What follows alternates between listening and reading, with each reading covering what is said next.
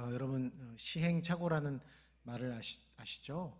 어떤 사람이 확실한 목표를 모르거나 또 목표에 도달하는 방법을 몰라 본능과 습관 같은 것에 의해서 일을 하며 겪게 되는 과정이라고 사전은 정의하고 있습니다. 자, 우리는 어떤 때 시행착오를 겪을까요? 원리를 잘 몰라서 그래서 시행착오를 겪기도 합니다. 또 생각이 너무 많아서 또 신중히 생각하고 행동하기보다는 행동이 빨라서 시행착오를 겪기도 합니다. 그래서 우리는 살아가면서 참 많은 시행착오를 겪게 됩니다. 나름대로 우리가 2023년을 시작하면서 이제 이런저런 목표를 세웠지만 이미 많은 시행착오를 겪고 계시는 분이 계실지 모르겠습니다. 아니면 우리가 사전에서 했던 정의처럼 목표를 세우지 못했거나 또 목표를 잊어버려서 그렇게 시행착오를 겪고 계실지 모르겠습니다. 이 과정 속에서는 우리는 절대로 반복되어서는 안 될 그런 치명적인 실수와 또 잘못들이 있다는 것도 우리가 알 수 있는 것이죠. 그래서 더 성숙하다는 것은 이런 실수를 반복하지 않는 것,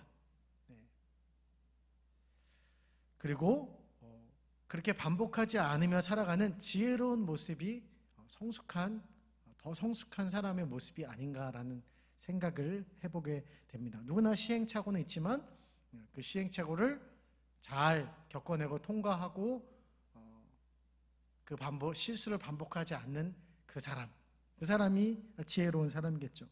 어쨌든 우리 인생에 있어서 시행착오란 불가피한 것입니다. 그래서 우리는 더 성장하고 성숙하기 위해서 오늘도 우리는 계속해서 시행착오를 겪고 있습니다. 여러분은 혹시 근래에 여러분을 한 단계 더 성장시키는 시행착오가 있지 않으셨습니까?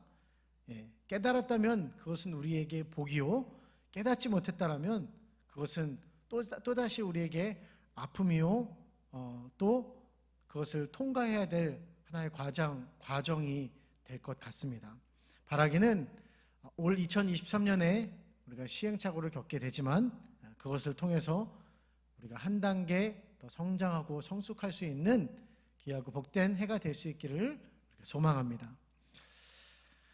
이런 관점으로 한번 오늘 말씀을 보려고 합니다. 그래서 이 말씀은 어떻게 보면 실패의 모습들을 담고 있지만 그러나 이런 관점으로 보면 그것은 실패 그 자체가 아니구나라는 생각을 해보게 됩니다. 오늘 본문은 우리에게 잘 알려진 아이성 전투의 사건입니다. 바로 앞에 어떤 사건이 있었죠? 여리고성 함락 사건이 있었어요. 이 여리고성 함락이라고 하는 큰 승리와 성공이 있었지만 그런데 늘 그런 성공과 승리 가운데는 인간이 가진 약점이 있습니다. 무엇일까요? 방심이 있다라는 거예요. 자만, 교만, 방심 이런 모습이 있는 거죠. 자, 여러분 얼마 전에 우리가 월드컵이 끝났지만 앞에 치러졌던 월드컵에는 여러분 이런 징크스가 있었다는 것을 알고 있습니까? 우승국, 전년도 전 대회 우승국 징크스. 앞에 열린 월드컵에서 우승한 팀이 다음 월드컵 때 또다시 잘하지 못하더라. 그리고 조금 잘 못하는 정도가 아니라 아주 죽을 쓰더라. 여기에서 월드컵 우승팀 징크스란 말이 있어요. 1998 월드컵 우승팀 프랑스, 2002년도 우리나라에서 월드컵이 열렸죠. 조별리그 탈락했습니다. 2006년 우승팀 이탈리아, 2010년도에 마찬가지로 조별리그 탈락했고요.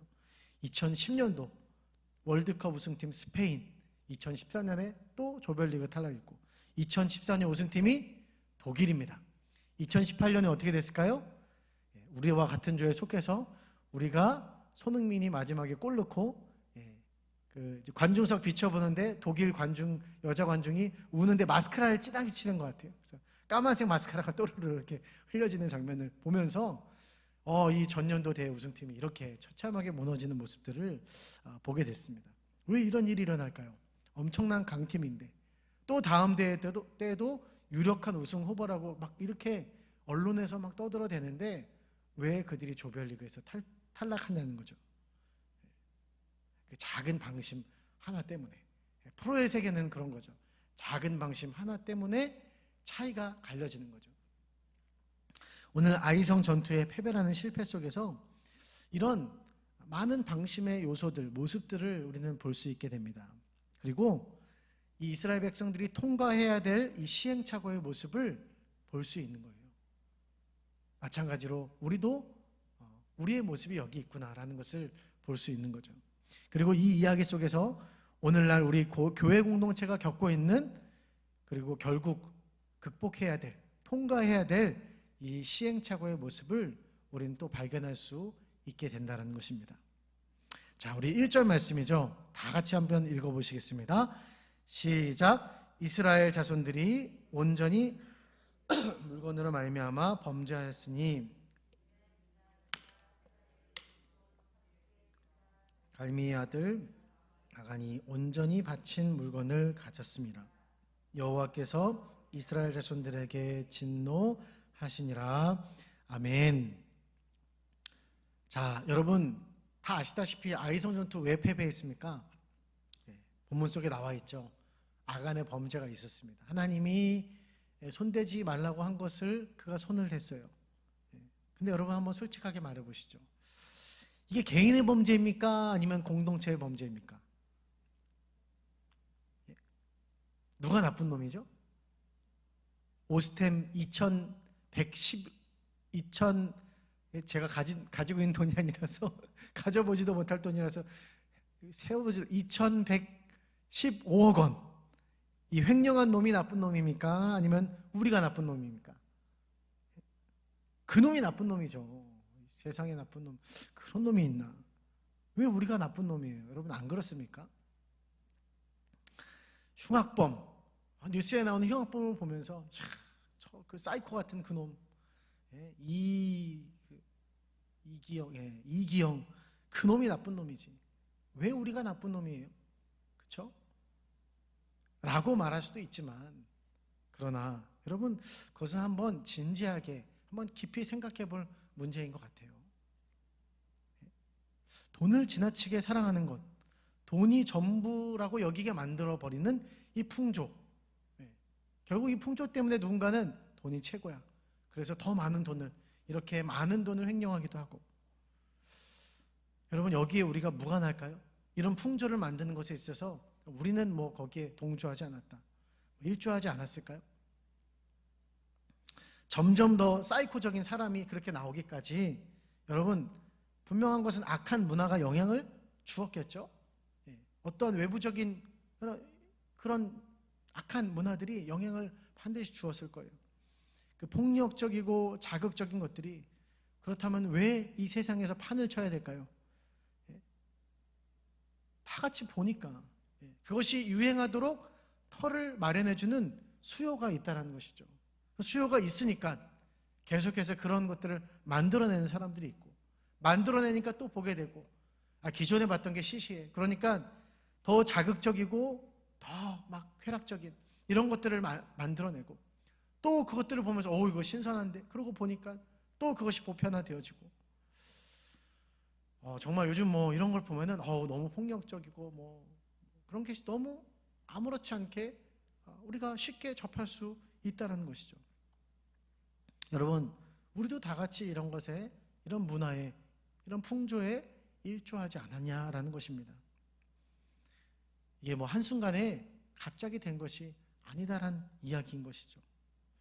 그래서 오늘 성경은 분명히 말하고 있어요. 그것이 분명히 아간의 범죄임에도 1절 처음은 이렇게 시작하고 있습니다.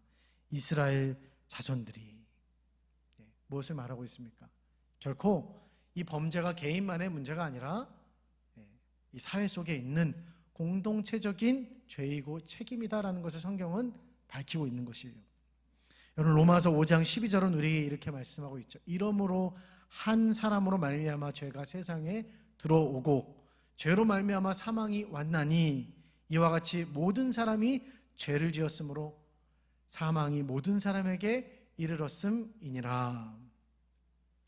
한 사람으로 죄가 들어온 것이 맞습니다. 아담으로 말미암아 죄가 들어온 것이 맞는데, 이 죄는 전염병처럼 모든 사람을 감염시켰다는 거죠. 그래서 오늘날 한 사람의 죄는 그냥 그 한 사람에게 그대로 남아있는 것이 아니라 우리 모두에게 있다라고 성경은 말하고 있는 것이죠. 우리나라의 이 80년대를 보여주는 이 뉴스 영상이 있어서 예전에 봤습니다. 아주 무질서하더라고요. 저희가 이렇게 선교 갔을 때 봤던 동남아 그 정도는 아무것도 아니에요. 사람들이 그냥 도로에서 아무렇지 않게 무단횡단을 하고 지하철표 그거 안 내겠다고 사람들이 개찰구인 쪽으로 안 나가고 전부 다 담을 넘는 거예요. 이게 뉴스 생방송인데 버젓이 나오는 그 장면. 여러분도 보셨겠죠, 그죠? 그 세대를 살아가시고 했을 때 어쩌면 여기서 나도 그랬는데 그런 분이 계실지 모르겠어요. 취재 왔는데 버젓이 계곡에서 취사하고 막 쓰레기를 아무렇게나 버리고 가는 그 모습을 보면서 인터뷰하는 거예요, 기자가. 이거 왜 이러는 거냐고. 도대체 왜 그러는 거냐고. 대답이 뭐라고 하는지 아십니까? 다들 그렇게 하니까. 그냥 그렇게 의뢰 그렇게 하니까 그러는 거라고. 분명히 어떤 한 사람으로부터 시작이 됐을 거예요. 그런데 결국 모두가 범죄하고 따라가게 되는, 다 같이 죄에 빠지게 되는 이런 인간의 단편적인 모습을 보여주는 그런 모습인 거죠. 여러분, 오늘날 교회 공동체는 어떻습니까? 교회 안에도요, 똑같은 문제들이 있는 거예요. 어느 누군가가 가지고 있는 이 죄의 문제가 사실 잘 살펴보면 나의 문제라는 것이죠. 나의 욕망이 조금 더 발전한 것이 그의 드러난 죄인 것은 아닐까라는 생각을 해보게 됩니다.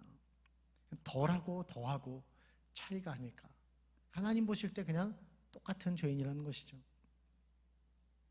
그래서 결코 우리는 누군가의 죄의 문제를 보면서 도대체 왜 저러는 거냐, 왜 저렇게까지 저러는 거야 라고 그냥 비판하고 정죄만 한다는 것, 우리는 그럴 수 없다는 것입니다. 함부로 정죄할 수 없는 존재라는 것이죠. 그것이 나와는 무관한 것이 아니라, 그것을 나와 무관하게 여기는 것이 아니라 바로 그것이 내 죄입니다. 그 죄 역시 내 죄입니다라고 고백해야 하는 것, 그리고 그 죄의 문제를, 누군가의 죄의 문제를 보면서 판단하고 정치하는 것이 아니라 그것이 바로 나의 죄의 문제이고 그 연약함을 끌어안고 책임을 지려 하는 것, 바로 이것이 하나님께서 기대하시는 교회 공동체의 모습이라는 것입니다. 오늘날 교회 안에 바로 이러한 시행착오의 모습이 있지 않나라는 생각을 해봅니다. 타인의 죄를 나와는 별개로 생각하고 정죄하는 모습, 그냥 나만 잘하면 되지, 나만 똑바로 하면 되지 라고 하면서 그냥 다른 사람의 그 실수, 연약함, 그런 것들에 별로 관심을 갖지 않는, 타인의 실수와 잘못을 감싸지 않는 그 모습들, 위선적이며 이기적인 모습이 바로 오늘날 우리 교회가 겪고 있는 시행착오의 모습이 아닌가라는 생각을 해보게 됩니다. 공교회성을 잃어버린 개교회의 문제점, 이기적인 모습들. 우리 교회만 그냥 잘하면 되지, 우리 교회만 잘해가지고 살아남으면 되지.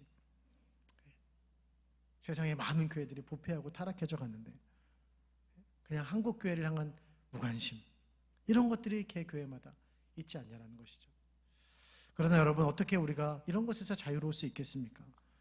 세상에서는 뭐라고 얘기해? 교회를 향해서 그냥 다 똑같은 교회라고 얘기하는 거예요.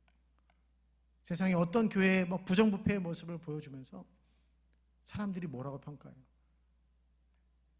역시 그렇지, 개독교지, 이러면서 다 싸잡아서 비판만 하는 모습을 볼 때 결코 우리는 다른 교회의 모습을 보면서 함께 비판하고 무관심해할 수 없다라는 것이죠. 바로 그것을 가지고 연대 책임을 가져야 하는 것이 오늘날 우리 교회가, 우리 교회 공동체가, 또 내가 가져야 할 모습이라는 것입니다. 오늘 말씀을 통해서요, 여러분 또 교회 공동체 속에서, 또 우리 속에서 또 다른 시행착오의 모습을 볼 수 있는 것 같습니다. 우리 2절에서 4절 말씀을 함께 읽어보실까요? 시작. 여호수아가 베델 동쪽 벳아웬 곁에 있는 그들에게 말하여 이르되 올라가서 그 땅을 정탐하라 하매 그 사람들이 올라가서 아이를 정탐하고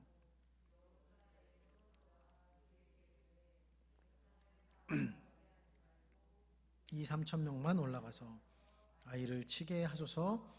그들은 소수이니 모든 백성을 그리로 보내어 수고롭게 하지 마소서 하므로 백성 중 3천 명쯤 그리로 올라갔다가 아이 사람 앞에서 도망하니. 여러분, 가나안 정복은 어떠한 전쟁일까요? 거룩한 전쟁이라고 불려지죠. 그래서 성전이라고 불려집니다. 그래서 이것은 그냥 단순히 사람 대 사람의 싸움이 아닌 바로 하나님의 전쟁이라는 것입니다. 그래서 승리하는 전쟁에, 이 하나님의 성전 가운데 승리하는 전쟁에 공통점이 있습니다. 여리고성의 전투나 이제 나중에 아이성도 점령이 되는데 승리할 때 그 전투에 공통점이 있어요. 그것은 무엇이냐? 전투하기 직전에 하나님의 약속의 말씀이 주어진다는 거예요. 승리에 대한 하나님의 약속의 보장의 말씀이 딱 주어지는 거예요. 하나님의 절대적 약속의 말씀이 주어지는 것입니다. 저들의 병력이 많기 때문에, 너희가 어떻기 때문에 이기는 것이 아니라, 거기에 달려있는 것이 아니라 가능성에 대해서 이야기하고 있지 않습니다. 그냥 하나님의 말씀이 승리한다고 하니까, 이렇게 된다라고 하니까 믿고 따라라 라고 하는 절대성이 드러나고 있는 거예요. 그런데 오늘 2절에서부터 4절 말씀을 보십시오. 여러분, 이런 모습을 찾아볼 수 있을까요? 이전에는 정탐꾼을 보내도요 12명 혹은 2명, 이렇게 여리고성 점령했을 때 2명 명시가 되어 있어요. 뭘 말할까요? 하나님의 계획 아래에서, 주도하에서 이루어진 하나의 정탐도 작전이었다는 것이죠.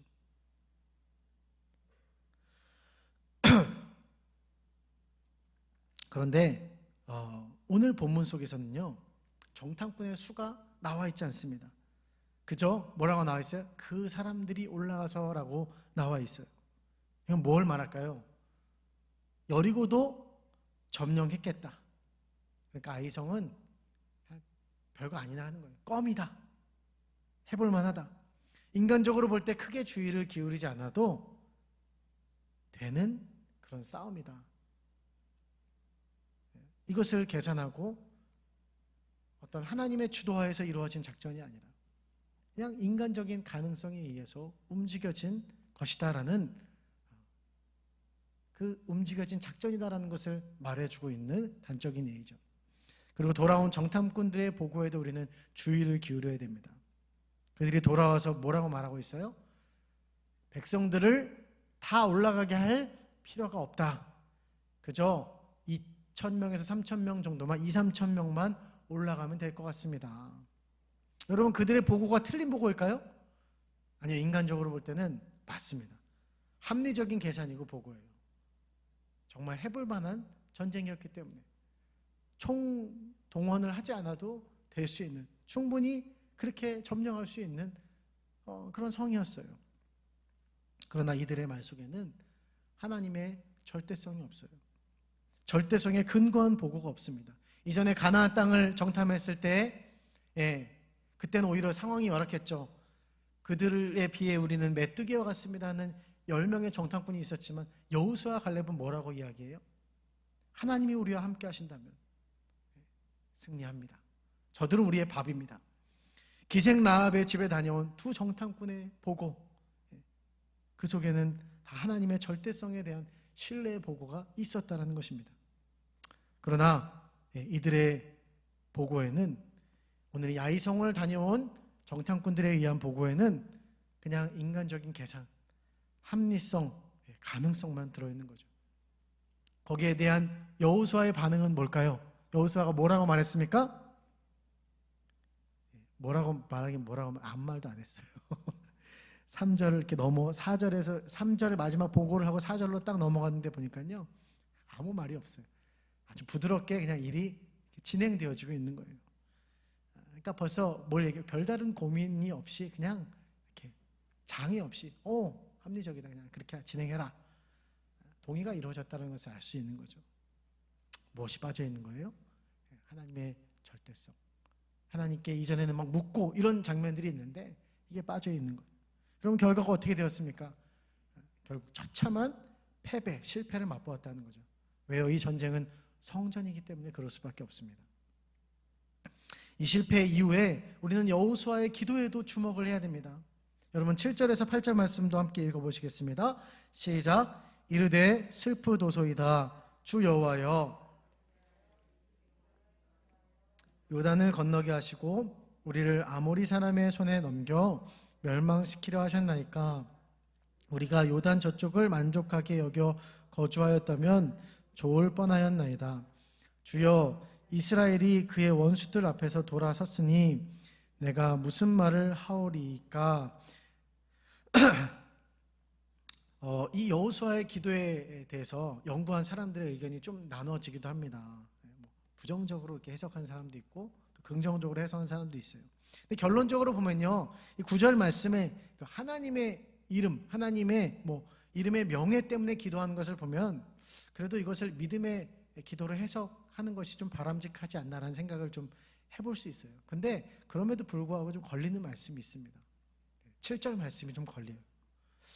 7절 말씀을 보면서요, 이런 생각을 해요. 이런 얘기를 해도 되나?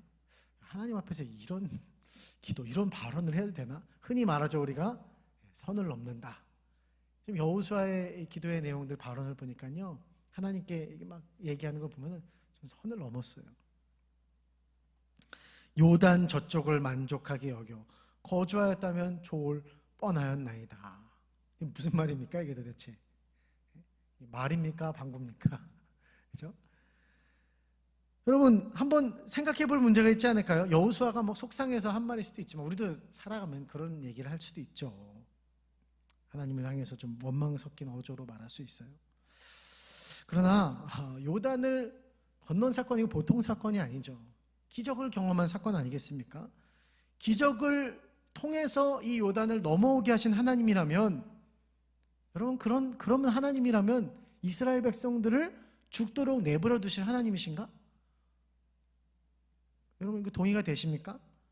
하나님이 정말 그런 나쁜 분이세요? 상식적으로 생각해봐도 이거는 좀 해서는 안 될 말이 아닌가라는 생각을 해보죠. 그러면 이런 발언은 결국 그것은 하나님의 판단이 잘못되었다던가 아니면 하나님의 신실하심에 대해서 또 실수와 잘못이 없는 이 하나님의 무오함과 무흠함에 대해서 결례를 범하는 그러한 내용의 발언이 아닐까라는 생각을 하게 되는 거죠. 아무리 그래도 왜 이런 내용의 기도가 나올까? 어떻게 여호수아는, 어떻게 이런 기적들을 경험했던 정탐꾼들은, 어떻게 이스라엘 백성들은, 아가는 어떻게 이럴 수 있었을까? 결국 이것을 종합해 볼 때 결론에 도달을 하게 되는 거죠. 그들은 무엇을 잊어버렸어요? 하나님의 은혜를 망각한 거예요. 하나님을 잊어버린 거죠. 하나님이 어떤 분인지를 놓친 거예요. 그 시선을 놓쳐버리고 만 것이죠. 여러분 우리가 하나님을 놓칠 때 어떻습니까? 우리도 자주 그러잖아요. 절대성이 아닌 가능성에 자꾸 무게를 두고 생각하게 되는 거예요.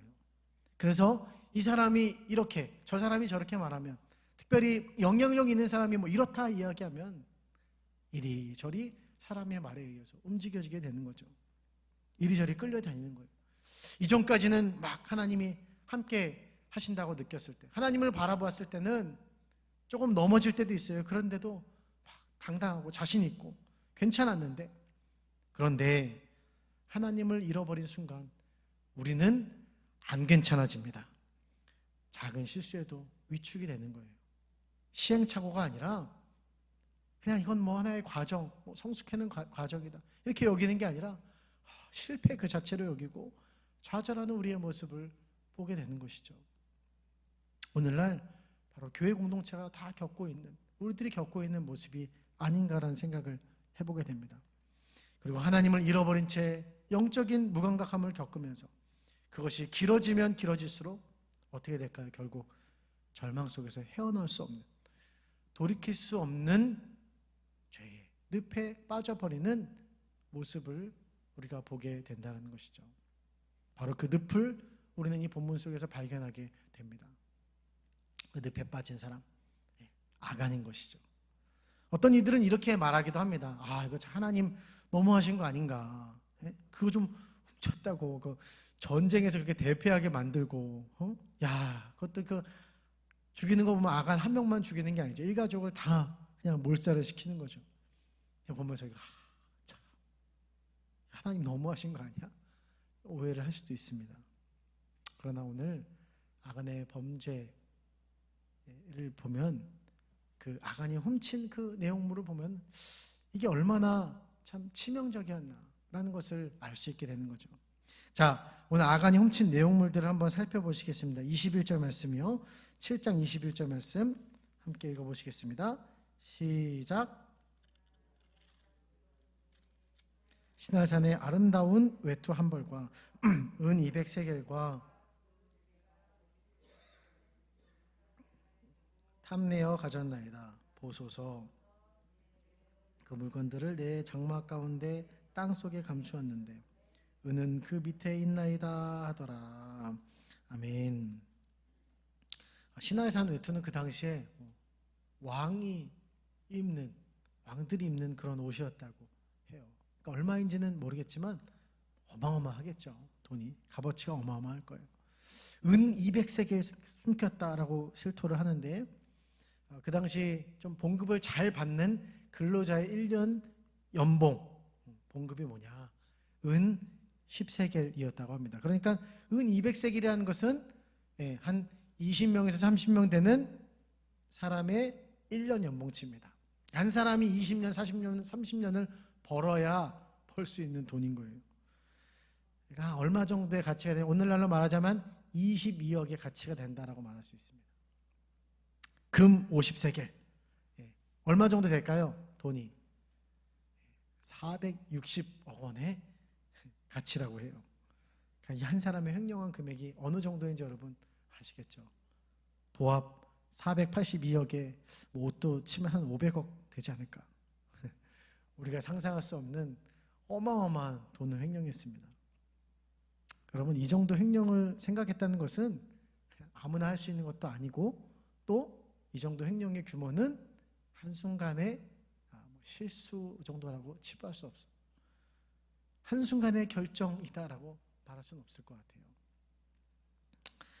아까도 말씀드렸지만 오스템 2111억 원 횡령한 사람, 재무팀장이었다고 그래요. 재무팀장. 어떻게 그런 큰 돈을 가질 수 있었을까? 큰 돈을 만져본 사람이니까, 큰 돈을 굴려보는 사람이니까, 돈을 굴릴 줄 아는 사람이니까. 그러니까 벌써 사이즈가 다른 거예요. 저희는 뭐 여기서 뭐 저는 막 1억만 줘도 그럴 것 같은데, 여러분, 고기 맛도 뭐 맛본 사람이 안다고. 그러니까 이것이 한순간이 아니라 눈치채지 못하도록 정말 계획되어진 완전 범죄와 같은 그런 규모의 횡령이고 사건이고 그런 계획이다라고 말할 수 있는 거죠. 그래서 아간의 범죄는 한순간의 실수다라고 말할 수 없습니다. 이거는 너무나 대담하고 중대한 심각한 범죄라고 말할 수 있어요. 아까 지금 오스템 그 횡령 사건 징역 몇 년 받았는 줄 아십니까? 35년 받았대요. 지금 나이가 45인데 35년 더하면은 80세. 어쩌면 그 안에 죽을지도 몰라요. 그러니까 뭐 종신형이나 다름없다 저는 생각하는데요. 그럼에도 불구하고 이 기사에 달린 댓글을 봤어요. 이런 댓글이 지금 눈에 인상 깊게 남았습니다. 2011억 원인데 35년형 정도면 괜찮은 것 같네. 그거 꽤 괜찮은 범죄네. 이렇게 말하는 거예요. 일가친척, 평생 놀고 먹고 써도 되는 돈, 거기에 그 다음 때까지 쓸 수 있는 충분한 돈인데 35년 정도 받으면 그거 할만하다는 것이죠. 역설적으로 뭘 말해요? 굉장히 가벼운 형벌이다라고 이야기하는 거죠. 그러니까 여러분, 오늘날 이 성경이요, 비상식적인 이야기가 아니라는 거예요. 이거는 정말 이 돈 때문에 막 피눈물을 흘린 어떤 사람에게 있어서는 이 돈 때문에 뭐 자살하는 사람도 있잖아요. 이런 사람에게서 이거 사형과 같은 범죄 아니겠습니까? 이건 반드시 아주 엄벌에 내려야 될 그런 사안이라는 것이죠. 여러분, 왜 도대체 아간이 이 지경까지 갔을까? 언제부터였을까? 결국 그가 잡히게 되는 과정도 보십시오. 제비를 뽑습니다. 순수히 자수한 것도 아니에요. 제비를 뽑는 거예요. 뽑힐 때까지 어떻게 해요? 안 나오잖아요. 지가 나올 때까지 안 나오는 거예요. 어떤 심리가 있었을까요? 에이, 이게 내가 설마 걸리겠어? 이스라엘 그 인구가 한 장정에 아이들 하면 200만 명? 이렇게 추정을 한다고 하는데, 에이, 그 많은 인파들 중에서 내가 걸리겠어? 확률적으로는 아니겠지. 뭐에 무게를 두고 산 걸까요? 가능성에 무게를 두고 사는 거죠. 그가 중대한 죄를 저질렀음에 불구하고 감추는 것이죠. 그러니까 벌써 그의 상태가 양심이 화인 맞을 대로 맞은 모습이다라는 것입니다. 그래서 한번 그런 생각을 해봤어요. 처음에 딱 아간의 범죄 때문에 이렇게 됐다 했을 때 아간이 접니다, 죄송합니다, 이렇게 나왔다면 어땠을까? 그러지 않았을까? 성경에 기록됐을 텐데 하나님이 살려주지 않으셨을까? 저는 그렇게 생각해봐요. 제가 죄송합니다, 바로 돌려드리겠습니다.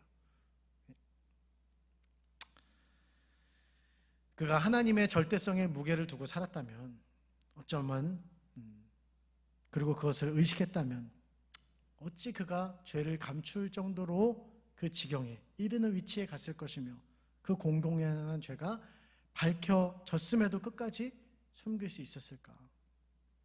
가장 중요한 문제는 뭘까요? 그는 하나님을 놓친 것입니다. 놓치고 또 놓친 거죠.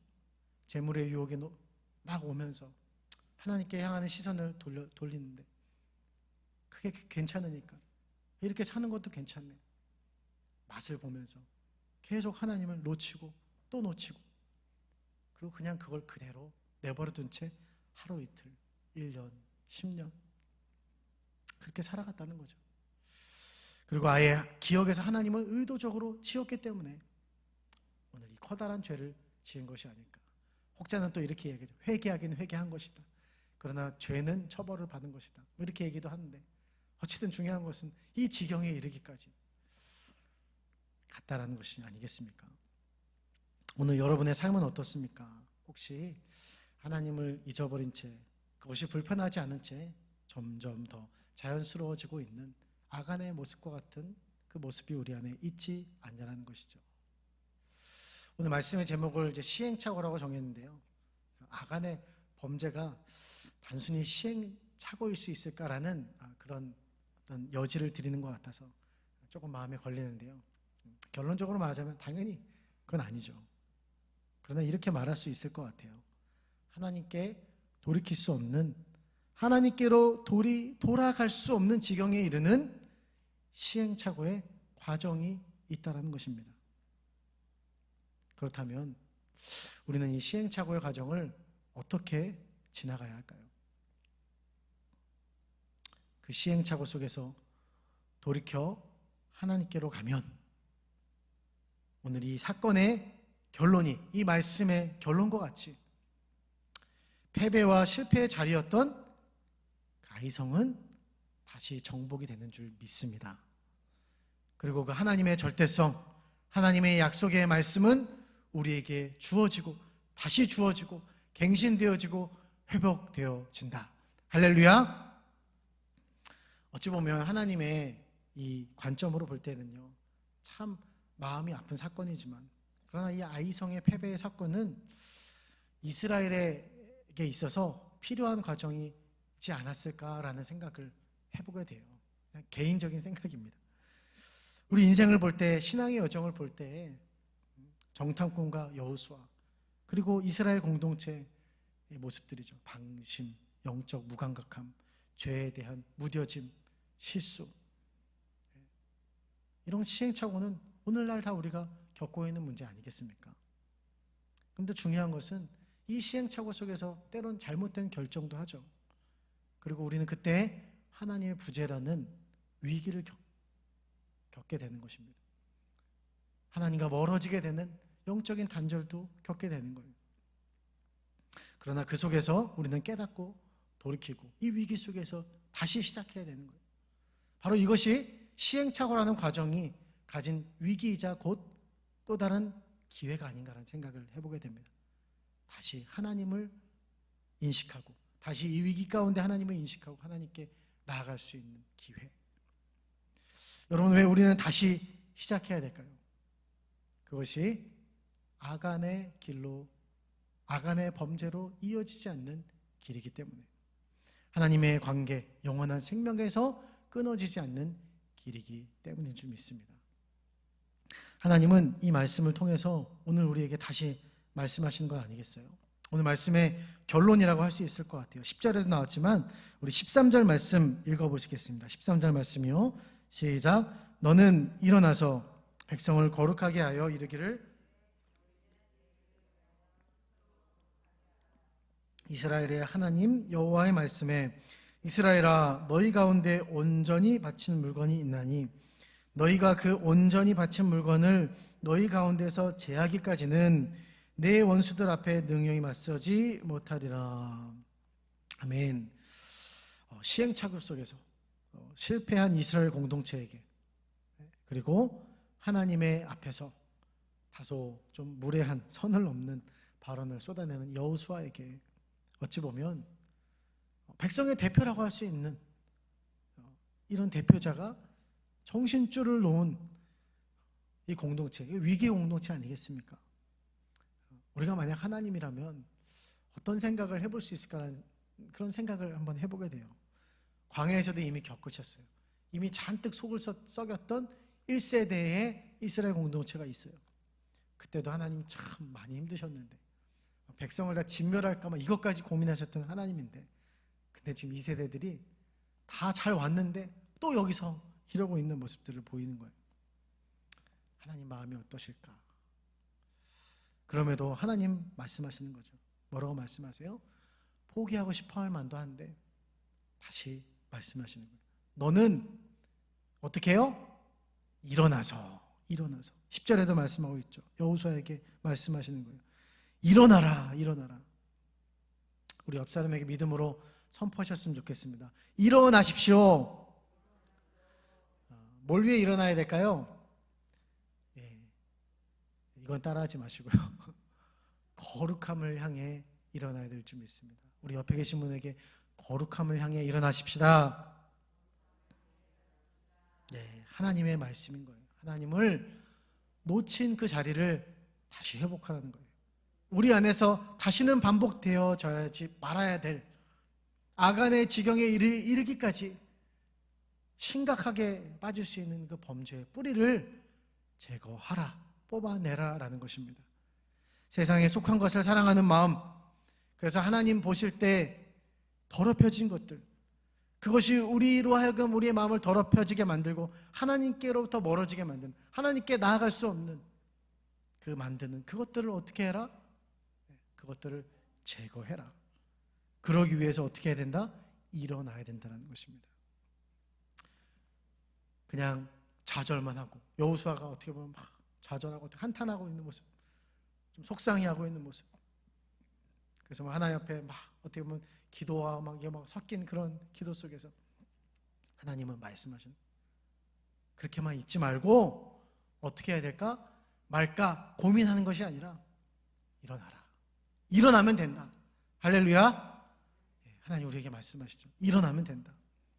그냥 신앙의 열정을 내고 열심봉사 충성을 위한, 그냥 파이팅하기 위한 그런 일어남이 아니라 무엇을 위한 일어남이에요? 하나님의 그 거룩함을 회복하는 일어남. 세상을 향해 구별되어서 하나님 앞에 거룩하게 서는 그 일어남, 그것을 회복하라. 그것을 위해서 일어나라. 이것이 하나님께서 오늘 우리에게 변함없이 끊임없이 꾸준히 우리에게 해주시는 하나님의 은혜의 말씀인 줄 믿습니다. 사랑하는 성도 여러분, 우리는 그럼에도 불구하고 또 시행착오를 겪을 수도 있습니다.